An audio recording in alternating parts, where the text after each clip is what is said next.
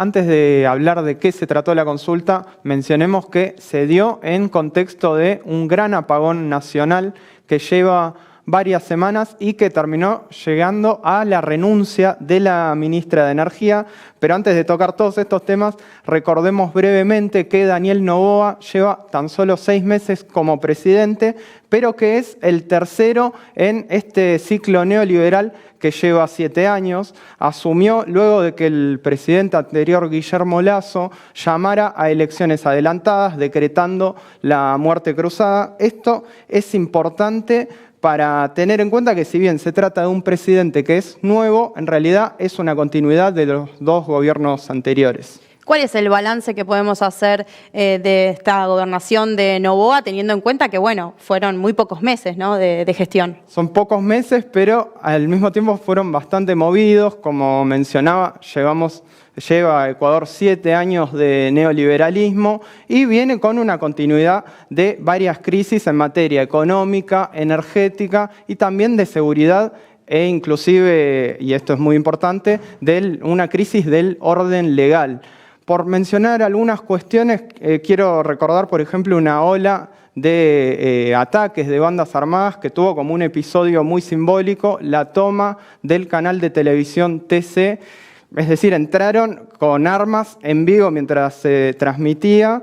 Y por otra parte también quiero mencionar, que ahora nos vamos a meter con eso, los apagones que al principio lo nombré también.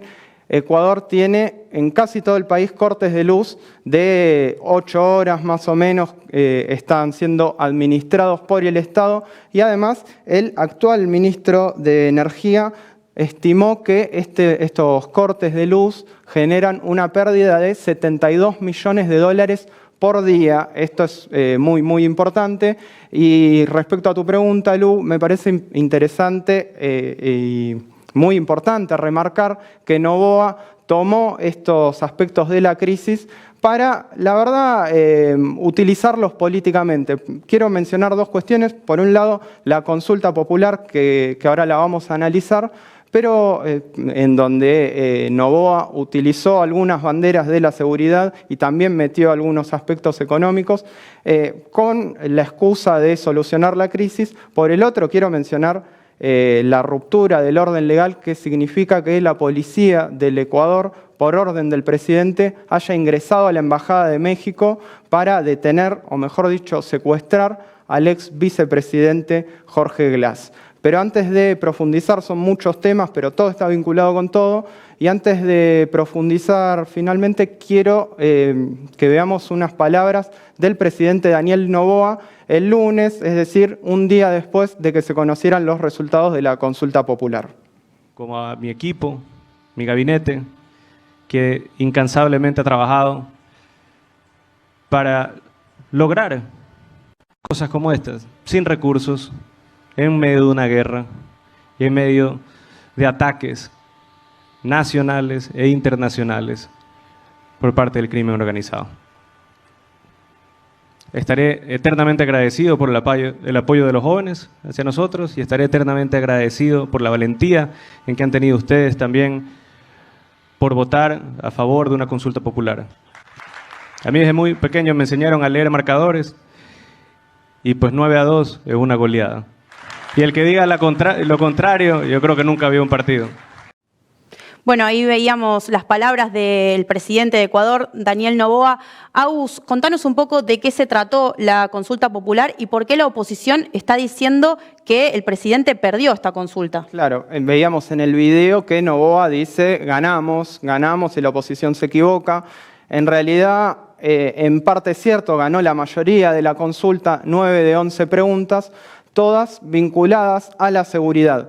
Pero hay 2 preguntas que fueron rechazadas por la población y estas tienen que ver con 2 reformas económicas neoliberales, que en realidad es lo que más le importaba al actual gobierno que se apruebe. Se trata, por un lado, de una fuerte flexibilización laboral, como digo, no se va a aplicar, y también se intentó aprobar el arbitraje internacional en reclamos económicos. Esto, para dar un ejemplo, es lo que le sucedió a la Argentina con los fondos buitre cuando la Corte de Nueva York obliga a Argentina a pagar la supuesta deuda que reclamaban los buitres. Bueno, algo similar quería aplicar Noboa en Ecuador.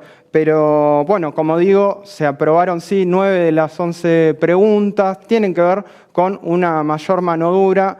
Entre otras cuestiones, quiero destacar la militarización del Ecuador. Se le permite al ejército realizar tareas de seguridad interior. Esto, bueno, seguramente profundice entonces la mano dura y también la persecución política que desde hace varios años viene siendo parte del Ecuador. Quiero mencionar algunas cuestiones ya así para ir comparando y por qué estoy destacando tanto estos 7 años de neoliberalismo, porque durante los 10 años que fue presidente Rafael Correa, entre 2007 y 2017, vemos los últimos años de su gobierno, Ecuador era el segundo país más seguro de toda Latinoamérica, esto medido según la tasa de homicidios. Y midiendo ese mismo indicador, hoy Ecuador es el país más peligroso de Latinoamérica. Digo, hay un cambio radical en tan solo 7 años.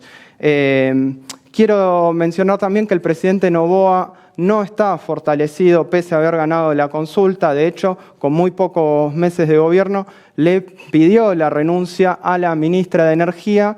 Lo hizo denunciando un supuesto sabotaje. Él dice que estos cortes de luz, estos grandes apagones que se dan en Ecuador, son por un sabotaje de la ministra a quien vinculó con Rafael Correa. Digamos, no hay nada nuevo, Noboa no da respuestas frente a esta problemática y a su vez no hay nada nuevo porque le echa la culpa también de todo al correísmo. El gran chivo expiatorio de la política ecuatoriana, ¿no? Exactamente, en 7 años es el chivo expiatorio constante y la realidad es que, por ejemplo, en esta materia, al igual que en otras, Ecuador estaba mejor, efectivamente. Es muy concreto porque Ecuador, a finales del gobierno de Correa, le exportaba energía a Colombia y a Perú. Hoy está en una situación inversa. Necesita energía porque si no tiene grandes apagones como se están viendo en este momento.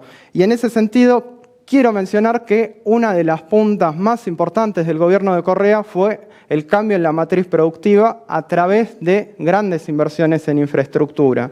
Y la persona que encabezó esas inversiones, que encabezó ese plan, era un ingeniero que fue vicepresidente también, que se llama Jorge Glass. Y es justamente a quien desde hace 7 años vienen persiguiendo políticamente. Es tal vez la mayor víctima del lawfare en Ecuador. Y es a quien detuvieron hace un par de semanas de manera ilegal entrando en la Embajada de México en Ecuador. Invadiendo territorio extranjero, ¿no? Tal cual.